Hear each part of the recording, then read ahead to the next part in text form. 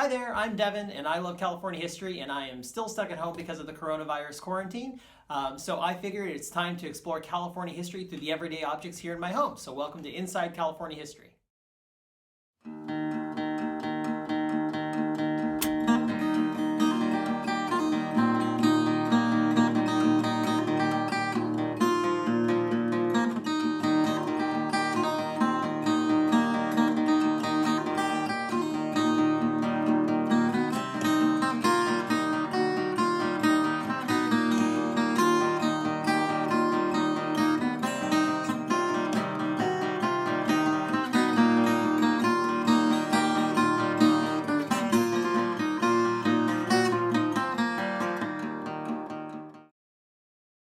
Well, the everyday object I'm going to explore this week is this. This is a Kelty brand external frame backpack. This was standard issue for most backpackers in the 60s, 70s, and 80s, 90s.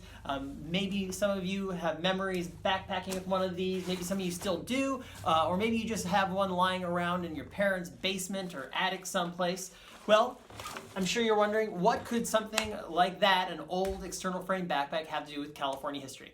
Well, it's an interesting story about Southern California that combines post-war outdoors culture with the technologies of wartime aerospace industries.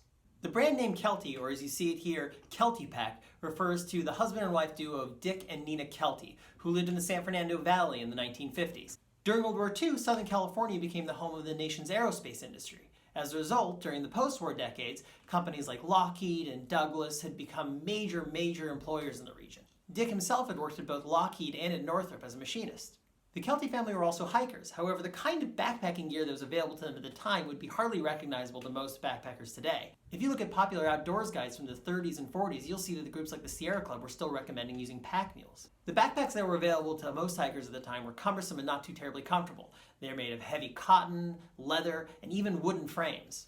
Kelty, with his experience working in the aviation industry, thought that he could incorporate materials that were commonplace there, such as aluminum and nylon, into the world of outdoor gear.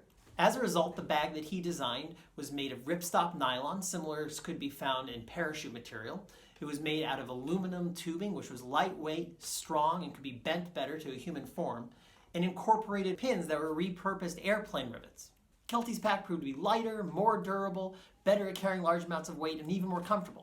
So in 1952, Dick and Nina started making bags right in their own living room, with Dick Kelty hand-bending the aluminum tubes and assembling the frames, and his wife Nina sewing the bags together. The two were able to form a business, and once he and his wife were able to ramp up production...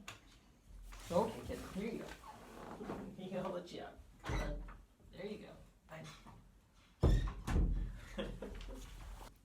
As the reputation of their bags spread by word of mouth from one hiker to another, they were able to ramp up production and turn themselves into a full-scale business. Now, of course, the Keltys weren't the only ones who were reimagining what a backpack could be at this point. There were other companies, Gary, Warmlight, Hula Bar, who were doing similar inventions, also using ripstop nylon fabric, also using metal frames, also supporting the weight of the bag on the hips. But the Kelty bag proved to be by far the most popular. And this bag, with its roots in Southern California's aerospace industries, helped millions of people get out and experience the great outdoors, and really helped spur the great democratization of American outdoorsmanship. And the Kelty story isn't a particularly unique one. There's similar stories all across the 20th century in California of cross-pollination between outdoors culture and technology. One of the more well-researched topics in this subject has to do with aerospace engineers bringing home high-tech plastics, foams, and wind tunnel testing in order to develop the modern surfboard. But I'm not a surfer and I don't have a surfboard in my home, so while I'm stuck here in quarantine, this Kelty pack, which is normally hanging on the wall over there, will have to serve to tell this story on this episode of Inside California History.